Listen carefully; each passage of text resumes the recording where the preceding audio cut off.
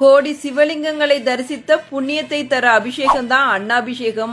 இந்த வருஷம் அன்னாபிஷேகம் வர நவம்பர் 5 புதன்கிழமை நடைபெற இருக்கு. சிவபெருமான் ஒரு அபிஷேக பிரியர். எல்லா கடவுள்களுக்குமே அபிஷேகம் நடக்கும்.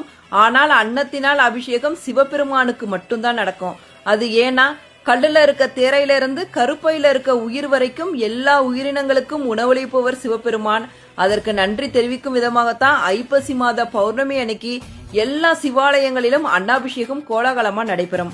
அன்னைக்கு பாத்தீங்கன்னா லிங்கத்தை முழுவதுமாக அன்னத்தினால் மூடி சிறப்பாக அலங்காரம் பண்ணி வழிபாடு நடத்துவாங்க. வழிபாடு முடிந்ததுக்கு அப்புறம் அந்த அன்னத்தை கலைத்து பக்தர்களுக்கு பிரசாதமா கொடுப்பாங்க. பிள்ளை வரம் வேண்டவங்க அந்த அன்னத்தை வாங்கி சாப்பிட்டாங்கன்னா கட்டாயம் குழந்தை பேரு உண்டாகும் அப்படிங்கறது ஐதீகம். அன்னாபிஷேகத்தை கண்டவர்களுக்கு சொர்க்கம் கிடைக்கும் அப்படிங்கறத உணர்த்தும் விதமாகத்தான் சோறு கண்ட இடம் சொர்க்கம் அப்படிங்கிற பழமொழியே சொல்லப்பட்டது.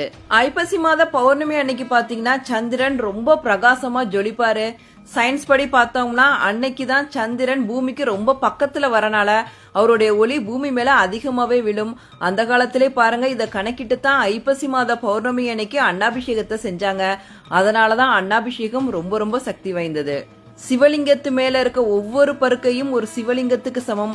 அதனாலதான் அன்னாபிஷேகம் பாக்குறவங்க 1 கோடி சிவலிங்கத்தை தரிசித்த புண்ணியம் கிடைக்கும் அப்படின்னு சொல்றாங்க.